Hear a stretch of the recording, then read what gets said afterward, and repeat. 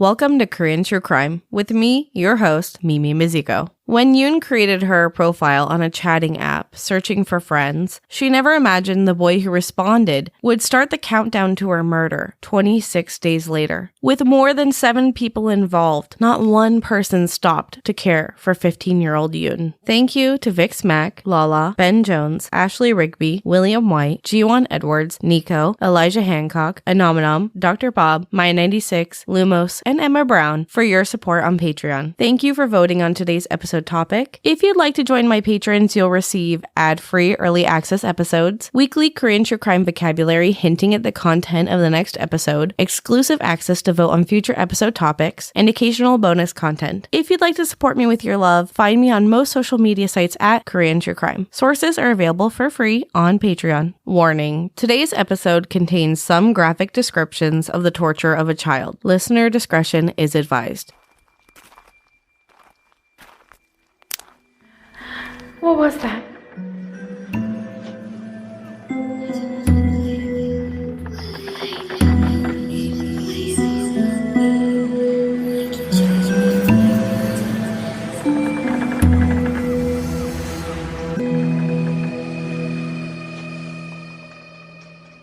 In early 2014, a 15-year-old girl we only know as her family name Yoon moved to a new high school in Gimhae, a city just northwest of Busan. Her parents had divorced and she lived with her father, but she felt lonely. It didn't help that she was bullied at school for her accent. She did as many teenagers did in the 2010s. She made friends online. It wasn't unusual, but it was dangerous. Her father had no idea who she was messaging in the late hours of the night. Yoon met a boy online that she thought was kind, handsome, and mysterious. She immediately felt a connection, and after just a short time, the two were calling each other boyfriend and girlfriend. But the boy she was messaging was Gimhae, a 24-year-old man who was preying on teenage girls online. His intentions were anything but innocent. Gimhae began grooming Yoon into trusting him entirely. He was slowly trying to convince her to meet in person. After he had learned that Yoon had no friends of her age, expressed his intention to introduce her to a circle of his own friends. Gimhae had an extensive network of young female friends, and in response to her disclosure, he promptly connected her with 4 of his friends who were also navigating their first year of high school. It seemed sweet to her that he was willing to help her socialize and open up his friend group to her. The friends that he introduced her to were Miss Ha, Miss Yang, Miss Jung, and another girl named Miss Yang. Though it's worth noting that the 2 Yang girls were unrelated, they just shared a very common last name. I'll try my best to reduce confusion about who and which one of them I'm referring to throughout the episode. Gimhae eventually suggested that the friends have an in-person meeting, perhaps to alleviate any paranoia or concerns that this teenage girl would have about meeting a 24-year-old man from a chatting app. The 4 girls and Gimhae agreed to meet, and they began to hang out a lot more regularly. But Gimhae started inviting over his other friends, his adult friends, 24-year-old Ha Jae-bin, 25-year-old Lee Jae-gun, and another 24-year-old man named Mr. E, whose name remained undisclosed to the public throughout his trials. The group began to spend a lot more time together and were Yoon's sole basis for understanding what a healthy friendship is. As a naive girl at a new school without close friends or any responsible adults in her life checking in on her, she was unable to recognize the red flags with her friendship with these 4 adult men. After a little over a month of friendship, Gimhae convinced her to run away from home, to live with him. Together, Yoon and Gimhae went over to a motel on March 15th. Yoon drove her out of Gimhae to the city of Busan, where he promised that he would take care of her and cover all of her living expenses as long as she was with him. He was telling her everything that a 15-year-old girl wanted to hear. In her mind, she likely envisioned a fantasy life with her older boyfriend. However, the situation changed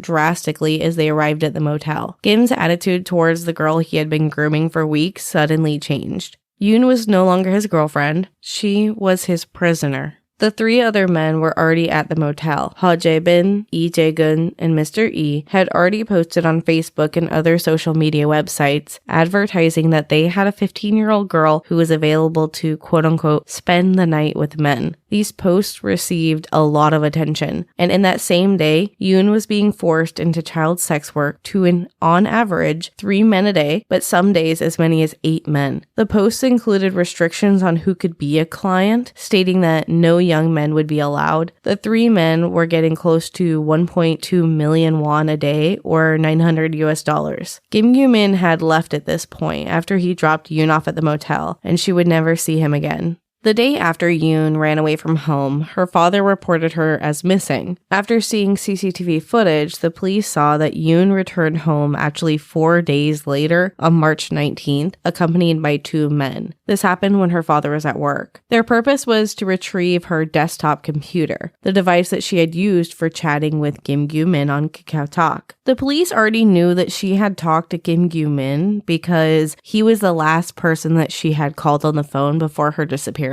But the authorities remained unaware of Kim Gyu-min's whereabouts at that specific time. The intensifying police search for Yoon unnerved the 3 men. Fearing legal repercussions, they eventually decided to return Yoon to her father. However, this came with a really dark side. They resorted to blackmail and threats, coercing Yoon into silence about what they had done to her. Yoon agreed to anything and everything they said, and returned home on March 29th at 9 p.m. Despite their threats, Yoon broke down, tearfully revealing everything to her father. She told her father that she was being forced to stay at the motel, sleep with random strange men, was being starved and beaten. She told him about the 3 men who said that they had been to prison before and were watching her. She also told him that she feared that they would come and find her again because they knew where she lived. Somehow, word got out to the men that she had told her father what had happened. Her father had called the detective in charge of her disappearance case that they would visit the police station in the morning the following day, on March 30th. But her father, who is very involved in his Christian church, decided that they needed to visit his church first at the Sunday service. Yoon was taken to the girls' service at a high school by her father, while he went to his usual service. During the gathering, witnesses reported that 2 girls, later identified as the 2 young girls, appeared at the church wearing heavy makeup, which made them stick out like a sore thumb. The girls came inside and asked Yoon to come talk to them outside. Yoon reluctantly followed the 2 girls, and unfortunately, Yoon would never be seen again by her father. After the church services concluded, Yoon's father noticed her disappearance once again and promptly reported it to the detective. However, the police, repeating their earlier assumption, believed that she had just run away on her own. They advised her father to report it to the Busan police since she disappeared under Busan jurisdiction, making it a different legal area this time. Yet, when he attempted to report it to the Busan Yangjae police, they directed him back to Gimhae police, emphasizing that the ongoing investigation was in Gimhae. The disheartening reality unfolded as it seemed that none of the police officers were actively concerned about Yoon's disappearance, and there was a lack of clarity on which jurisdiction was responsible for the case. The Gimhae detective asserted that there was no criminal charges that could be brought, and so he indicated that the Women and Youth Department would handle the case as that of a runaway child. This involved checking homeless camps and shelters. Despite Yoon's father providing detailed information, the case remained classified as a runaway, not as a missing persons or a kidnapping, resulting in limited resources being allocated to finding her over the next 20 days. After the 2 young girls returned Yoon to her captors, she was once again forcibly prostituted by the men. Posts on Facebook and other social media sites advertised that a 15-year-old girl was available, and dozens of men responded eagerly. There was no shortage of pedophiles in just Busan and Ulsan area. The men moved Yoon from motel to motel day after day, staying in a new area, and constantly watched her. On April 4th at 10:30 p.m., Yoon managed to access Facebook through one of the men's mobile mobile phones in an attempt to seek help. Unfortunately, her efforts were in vain, and the men caught her. They were angry that she had exposed their location and began to hit her repeatedly. Yoon had received physical abuse from the men prior to this, but the situation took a severe turn after this incident. 2 days later, on April 6th at 11 p.m., the men and Yoon checked into a motel in Dalsa, Daegu, aiming to distance themselves from the location that might have been logged on her Facebook. The cycle of violence persisted as the men intensified their assaults, pressuring Yoon to disclose every detail that she shared with her father. At their new motel, they brought over the other 4 15-year-old girls. These girls, like Yoon, found themselves very far from home. Upon their arrival, they encountered Yoon in a distressing state, marked by bruises, signs of malnourishment, and evident exhaustion. While the exact emotions experienced by the other 4 girls remain unknown, they were then coerced by the 3 men, Lee Jae-gun, Mr. E, and Ho Jae-bin, into physically abusing Yoon. The men told the girls that each of them would take turns fighting Yoon one-on-one. If Yoon was able to beat any of them, she could go free, but it seems that perhaps they would take her place. Yoon was weak and unable to defend herself as the girls took turns beating her to the ground. The men laughed at the scene, not caring about Yoon or the other 4 girls. Following Yoon's inability to defend herself and receiving multiple wounds from the abuse, Lee Jae-gun, the eldest of the 3 men, pulled Yoon's head back as she knelt on the ground. He began to strike her throat with the side of his hand in a backhanded chopping motion. Yoon was left barely able to breathe after he went and retrieved a fan and a bucket and continued to beat her with various objects from the motel room. Lee Jae-gun also retrieved a ramyeon cup and filled it to the top with 2 bottles of soju, a Korean clear liquor, and forced her to drink and eat the food. The disgusting mix of liquor, spicy noodles, and the blood from her throat made her vomit onto the floor. After hitting her again, Lee Jae-gun forced her to eat the vomit off of the floor. The men didn't just want Yoon to suffer. They wanted to dehumanize a 15-year-old girl. The other girls continued to join in on the beatings, hitting her and ridiculing her. She laid on the ground in horrific pain and delirious from both dehydration and malnourishment. She begged the people in the room for water. Lee Jae-gun mocked her for asking for water and agreed to give it to her, but instead he boiled water in an electric kettle, which can reach up to 100 degrees Celsius or over 200 degrees Fahrenheit. He poured the boiling water over her body and face, causing scalds across her skin, which formed peeling blisters across her body. It's possible that these burns were mostly second-degree burns, but could have been third-degree burns as they were not treated in any way. If she cried too loudly or asked to go home, she was beaten again, despite her peeling skin. The other girls in the room were also made to pour boiling water over her again. Lee Jae-gun refused to take her to the hospital, knowing that his crimes would be revealed if he did. To continue her torment, the men refused to let Yoon sleep, making her constantly stand, sit, or move around the room, despite the extreme discomfort from her burns. To torment her mentally, they made her memorize multiplication facts and assaulted her more if she became confused or made a mistake. To them, she was no longer human, but truly they were the ones who were no longer human. They were monsters.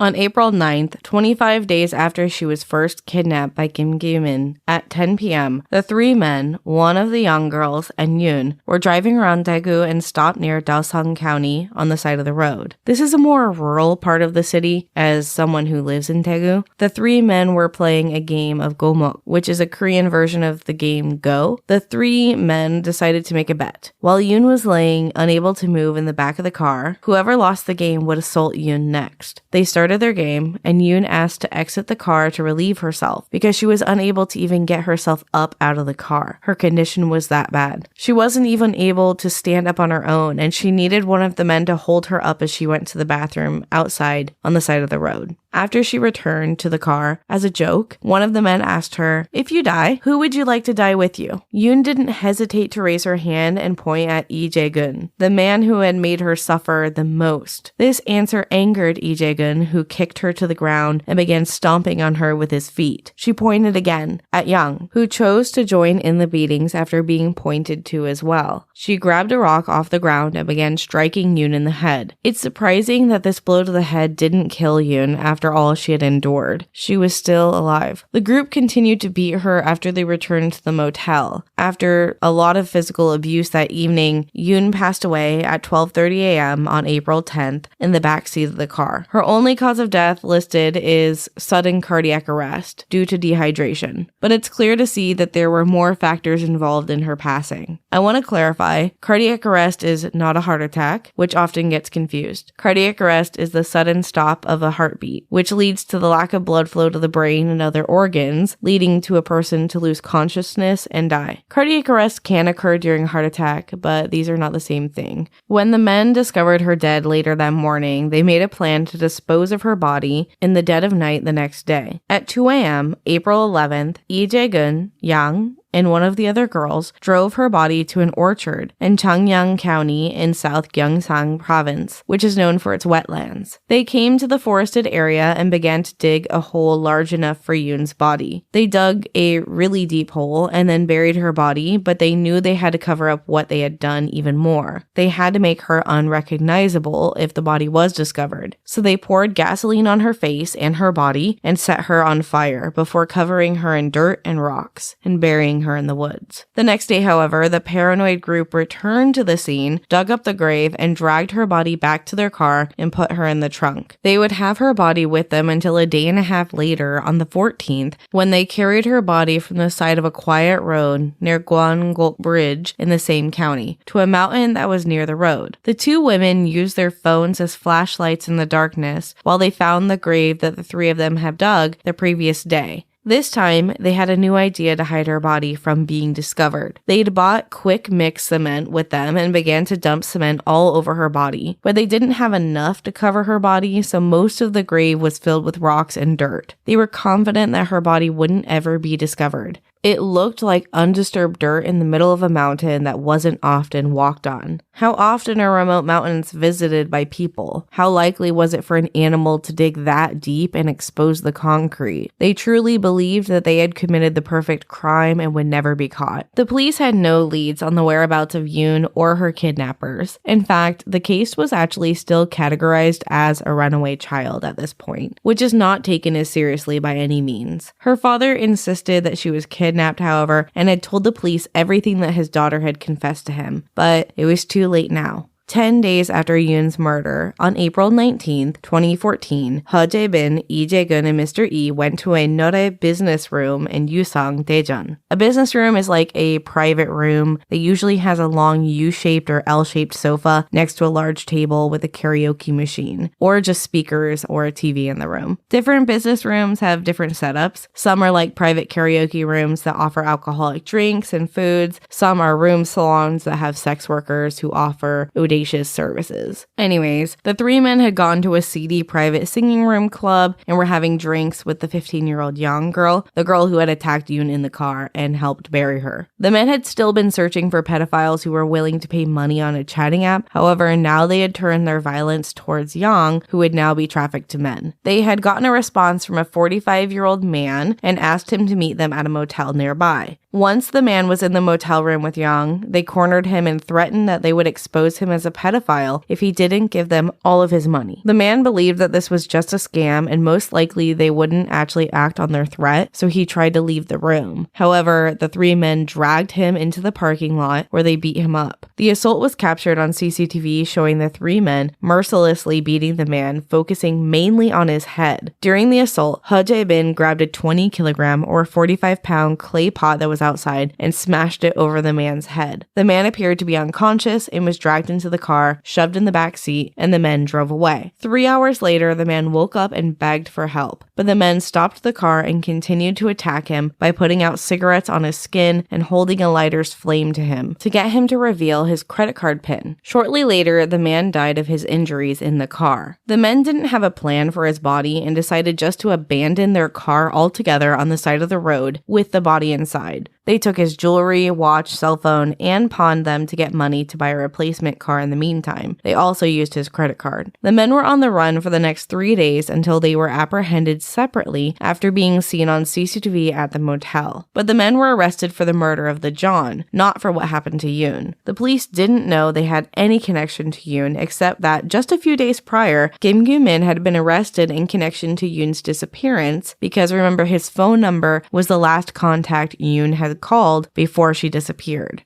The police received a report from a classmate of Young's who she had bragged to about killing Yoon and burying her body. At that point, the runaway child case was clearly changed to a kidnapping potential murder case, and they were pressing hard to get information from Kim and Young. He did eventually give up the other 3 men and the involvement of 4 of the high school girls. However, after an investigation and multiple false testimonies by everyone involved, 3 of the girls confessed that they had only hurt Yoon because they had no choice or they would have suffered the same fate as her. The parents of the girls also claimed the girls had been blackmailed and abused by the men. On October 31st, 2014, the prosecution requested 5 to 7 years for the 3 girls in prison. The 3 girls, the first young girl, He and Jung, were all accused of intentional negligent murder. The prosecution argued that because the girls chose to act despite knowing that the victim could die from their actions and that they neglected to take her to the hospital or help her when she was dying, it could be considered intentional murder. They also argued that they were allowed to leave unharmed and could access phones and adults who could have gotten help for Yoon prior to her death. However, the defense brought up that as such young girls, they did not know the consequences of death following an assault and were too afraid to refuse the men's demands and threats. The girls feared that they would be in the same situation as Yoon and acted as if their life was on the line. The girls also knew that the men were able to find Yoon wherever she went, so they had reason to believe that the men had means to also find them. The 3 girls did show remorse in court and cried during their final statements. They each asked for atonement and forgiveness. Ultimately, the defending attorney stated that the 3 girls are victims of society's failure to protect children and that Yoon and her father had gone to the police who failed to protect her with urgency, which led to her death more than the 3 girls' negligence or involvement.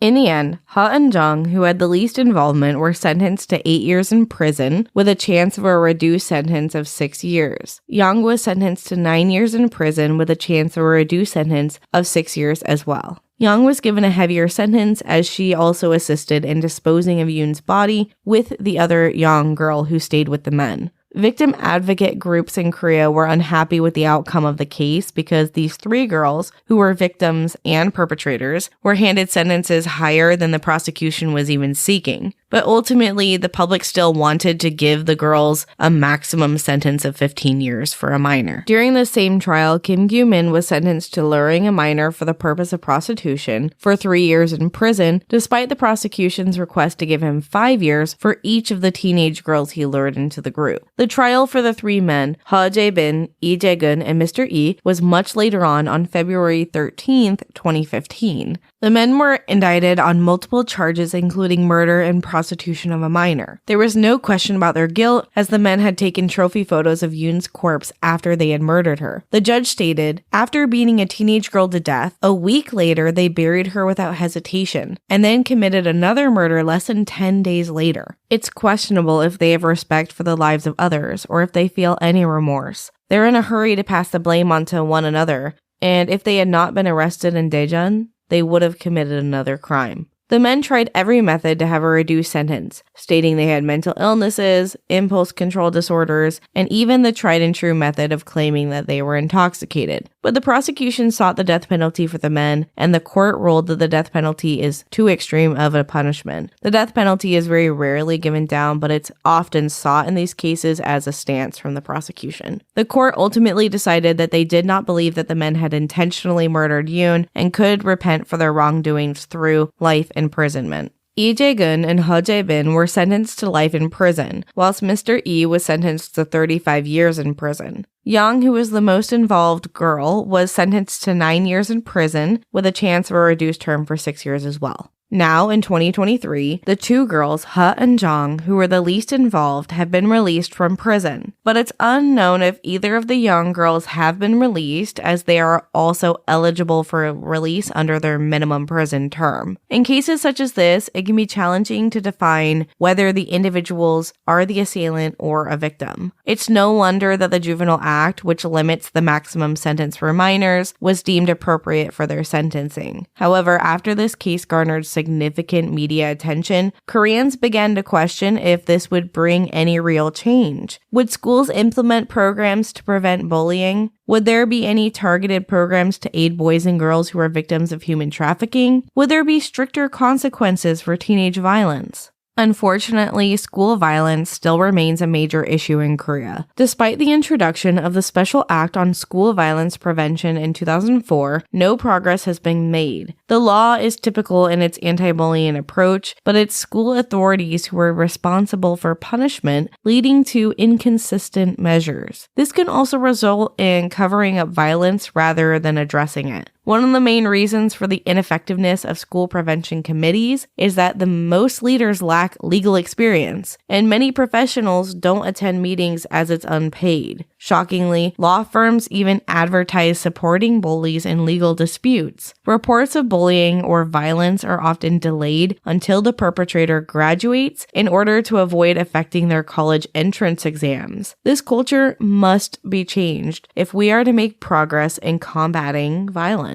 Bullying is an issue that doesn't discriminate and affects schools all over the country, not just the privileged few. It can ruin one's reputation, so it's undoubtedly a shameful act. However, having a negative record is even worse than being a bully in the first place. It doesn't make sense. According to the Ministry of Education School Violence Prevention Committees, there were more than 20,000 incidents of bullying reported from 2004 to 2020 total, so 16 years and 20,000 reports. But in 2020 alone, following COVID, there are 15,600 reports in just 1 year. And of these 15,600 reports of bullying and violence, less than 0.2% of the students were expelled. Only 4% were even moved to a different class than the victim. So that means in 96% of the cases, the victim had to remain in the same class as their bully. 50% had to do volunteer work for the school, 63% had to make a written apology, and the most common punishment, also the most ineffective punishment, at 80% of cases, the bully was just banned from contacting the victim, which reportedly means very little outside of school hours. From many Koreans' experiences and testimonies, it's clear that bullying is a widespread problem that has been normalized far too much. Media about Korea has often tried to tackle the bullying that occurs in schools with The Glory and All of Us Are Dead and a lot of K-dramas depicting violence that is all too common. This is not to say that bullying is a Korea problem, but many Korean schools have a very unique hierarchical structure. Kids in high-tier groups, known as Iljin, look down upon lower-tier groups known as Ijin, and the lowest tier, known as Samjin, students are treated horribly. It isn't unusual for the bullied victims to experience money extortion, blackmailing, cyberbullying, physical violence, or sexual violence. This hierarchical bullying follows them into their mandatory military service and into a lot of workplace cultures. If schools are similar in your area, let me know about it on any of my socials. I'd love to hear about it. Also, if you'd like to hear about the cases that inspired the show The Glory, I would definitely be interested in making an episode about the different cases because they were so much worse than the show even depicted.